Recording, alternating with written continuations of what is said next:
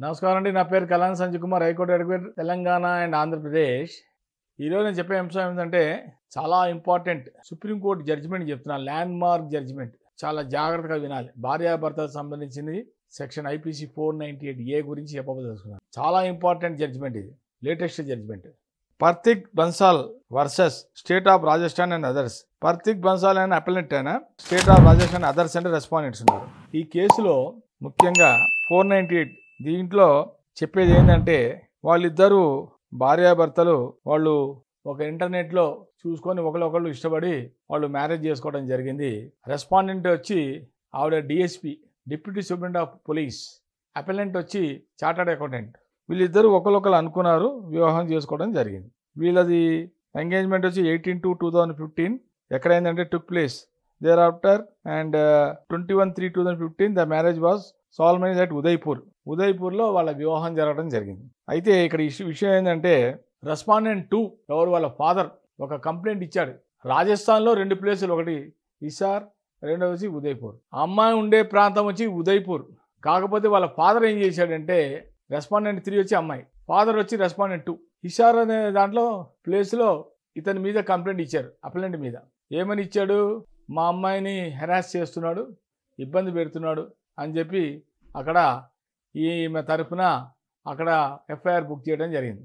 FIR number వచ్చి 19/2015. దాంట్లో ఒక కంప్లైంట్ ఇచ్చాడు. తర్వాత ఇంకొక 5 రోజులు, ఇంకొక 5 days తర్వాత FIR నెంబర్ 156/2015 అది వచ్చి ఉదయ్పూర్లో ఎక్కడైతే అమ్మాయి ఉంటుందో అమ్మాయి జాబ్ కూడా అక్కడే ఉదయ్పూర్లోనే. అయితే ఈ 2 కంప్లైంట్లు 15 వారం రోజులప్పుడు 2 కంప్లైంట్లు ఇచ్చాడు. 2 కంప్లైంట్ ఇచ్చిన తర్వాత ఈ అపెలెంట్ ఏం చేశాడంటే హైకోర్టులో క్వాష్ పిటిషన్ వేయడం జరిగింది. క్వాష్ పిటిషన్ చేస్తే అతనికి రాలేదు. అంతలోపు అతను ముందరే క్వాష్ పిటిషన్ అతను అరెస్ట్ చేయడం కూడా జరిగింది. తర్వాత అతను బెయిల్ మీద వచ్చేసాడు. వేరే విషయం. క్వాష్ పిటిషన్ వేస్తే అతనికి అక్కడ రాలేదు. ఇషారా అనే కోర్టులో అక్కడ రాలేదు, ఇక్కడ ఉదయ్పూర్ 2 చోట్ల ఆయనకి 2 ప్రాంతాల్లో 2 హైకోర్టులో కూడా అక్కడ రాలేదు ఆయన బెయిల్. చివరగా ఆయన సుప్రీంకోర్టుకి ఆశ్రయించాడు. విషయం ఏంటంటే ఈ అమ్మాయి వేసిన 2 కేసులు కూడా ఫేకే. సెక్షన్లు పెట్టింది, 323 పెట్టింది, IPC 406 పెట్టింది, తర్వాత 498A పెట్టింది, 506 పెట్టింది. ఇన్ని సెక్షన్ల మీద తర్వాత 120B కూడా పెట్టింది, కాన్స్పిరసీ కుట్ర, అది కూడా పెట్టింది ఈ అపెలెంట్ మీద. రకరకాల కేసులు పెట్టి ఒక కోర్టుకి ఒక పోలీస్ స్టేషన్ దానికి తెలియదు. ఫస్ట్ ఇషార్లో కంప్లైంట్ చేసినట్టుగా ఉదయ్పూర్ వాళ్ళకి తెలియదు, పోలీస్ స్టేషన్ వాళ్ళకి. అట్లా వాళ్ళకి తెలియకుండా 2 చోట్ల పెట్టింది FIR. మరి వాళ్ళకి తెలియదు. వాళ్ళు ఫస్ట్ ఇషార్ వాళ్ళు FIR నెంబర్ ఇచ్చారు 19. తర్వాత వాళ్ళకి తెలియకుండా మళ్ళీ ఇక్కడ ఇంకో ఎందుకనమని చెప్పి ఇక్కడ కూడా వచ్చి వాళ్ళ ఫాదరు రెస్పాండెంట్ 2 వచ్చి ఇక్కడ కూడా ఉదయ్పూర్లో కూడా అతని మీద FIR లాడ్జ్ చేయడం జరిగింది. చివరికి వాళ్ళు 173B CRPC ప్రకారం ఛార్జ్ షీట్కి ఇస్తే వాళ్ళు మజిస్ట్రేట్ ముందర వాళ్ళు హాజరవ్వలే. ఎందుకు హాజరవ్వలే? ఆవిడ ఒక పోలీస్ ఆఫీసర్. ఆవిడ పోలీస్ ఆఫీసర్ అంటే మళ్ళీ అనవసరంగా కోర్టుకు వచ్చి ఇబ్బంది కదా, రాలేదు. దాంతో చూసి కోర్టుకి ఎప్పుడు కూడా గుర్తుపెట్టుకోవాలి మనం, ఎవరైనా సరే కోర్టు టైం వృధా చేయకూడదు. అది వాళ్ళకి చాలా వాల్యుబుల్ టైం. జడ్జిలకి చాలామంది ఊరికే టైం వేస్ట్ చేస్తుంటారు, రాంగ్ అది. సో అట్లా ఆవిడ కోర్టు యొక్క వాల్యుబుల్ టైంని వేస్ట్ చేయడం జరిగింది. సరే ఎనివే అది ఎక్స్పార్టీ అయిపోయింది ఆ కేసు. చివరగా అతనికి సుప్రీంకోర్టులో అతనికి క్వాష్ అయింది. 482 CRPC ప్రకారం క్వాష్ అయింది. క్వాష్ అయితే సుప్రీంకోర్టు ఏం చెప్పిందంటే అనవసరంగా అతని మీద నిందారోపణలు చేసి ఈయన అమ్మాయి రెస్పాండెంట్ ఏం చేసిందంటే 50 lakhs కారు, ఇన్నోవా కారు అడిగాడు, కొనమన్నాడు. తర్వాత జ్యువెలరీ అడిగాడు, ఇవన్నీ లేనిపోయిన అడిగాడు అని చెప్పి ఆయన వేసిన FIRలో అవన్నీ ప్రూవ్ చేసుకోలేకపోయింది.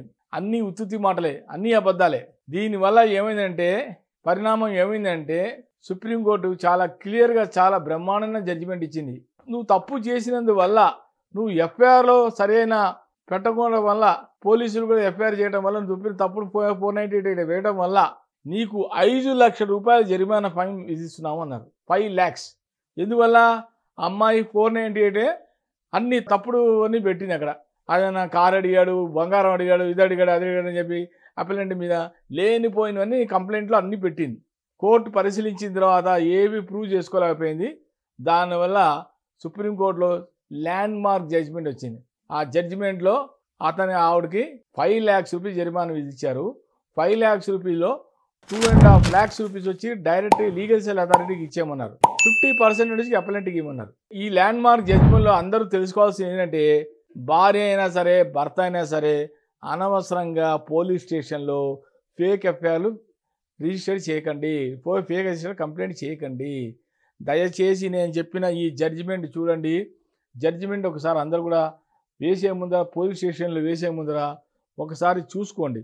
ఇది లేటెస్ట్ జడ్జిమెంట్ 2024 జడ్జిమెంట్. ఏంటంటే ఇది వచ్చి Pratik Bansal versus state of Rajasthan others 2024. ఈ జడ్జిమెంట్ కనుక చూసుకున్నారంటే మీకు 498లో ఆడవాళ్ళు అనవసరంగా లేనిపోయేవన్నీ కేసులు బనాయించి ఇలాంటి దొంగ ఎఫ్ఐఆర్లు పెడితే ఇలాగే ఉంటుంది. భర్త అయినా సరే అనవసరంగా భార్య మీద అనవసర ఆరోపణలు పెట్టినా భర్తకైనా ఇదే శిక్ష పనిష్మెంటు, భార్య అయినా సరే ఈ రకంగా దొంగ ఎఫ్ఐఆర్లు పెట్టినా కూడా ఆమెకైనా ఇదే శిక్ష. నేను చెప్పబోయేది ఏంటంటే భార్యాభర్తల మధ్య గొడవ అయినప్పుడు చాలా జాగ్రత్తగా హుందాగా ఉండాలి. ప్రతి చిన్న మాటకి చీటికి మాటకి వెళ్ళి ఎన్ఐఆర్లో పోలీస్ స్టేషన్ వెళ్ళి ఎఫ్ఐఆర్ లాడ్ చేసి ఆ ఎఫ్ఐఆర్లో కనుక తప్పుడు సమాచారం ఇస్తే రాంగ్ ఇన్ఫర్మేషన్ ఇచ్చి ఎవరైనా సరే బోత్ హస్బెండ్ అయినా సరే భార్య అయినా సరే హస్బెండ్ అయినా సరే ఇద్దరు కూడా రేపు పొద్దున ఫైన్ అయ్యే ఆస్కారం ఉంటుంది. ఇప్పుడు చెప్పాక నేను జడ్జిమెంట్లో 5 lakhs రూపీస్ నా అమ్మాయికి పడింది. తప్పుడు ఎఫ్ఐఆర్ లాడ్ చేసినందుకు ఒక ఎఫ్ఐఆర్ వచ్చి 19, ఇంకో రెండో ఎఫ్ఐఆర్ వచ్చి 156. రెండు ఎఫ్ఐఆర్లను సేమ్ అలిగేషన్స్ పెట్టింది. ఫస్ట్ ఎఫ్ఐఆర్లో ఏం అలిగేషన్ పెట్టిండో సెకండ్ అలిగేషన్లో సేమ్ అలిగేషన్ పెట్టడం వల్ల ఆ అమ్మాయికి 5 లక్షల రూపాయలు సుప్రీంకోర్టు వాళ్ళు ఫైన్ చేయడం వల్ల కట్టమని చెప్పింది. కోర్టు కట్టమని 5 లక్షల రూపాయలు. ఎందువల్ల కేవలం తన యొక్క నెగ్లిజెన్స్ వల్ల అబద్ధపు ఎఫ్ఐఆర్లు లాడ్ చేయడం వల్ల ఈ రకంగా ఫైన్ వేయడం జరిగింది. నేను చెప్పబోయేది ఏంటంటే ఆడవాళ్ళైనా సరే మగవాళ్ళైనా పోలీస్ స్టేషన్లో వేసేటప్పుడు కంప్లైంట్ ఇచ్చేటప్పుడు చూసి కరెక్ట్గా ఇవ్వండి. ఫేక్ అని ఎఫ్ఐఆర్లు మటుకు చేయించకండి. నమస్కారం.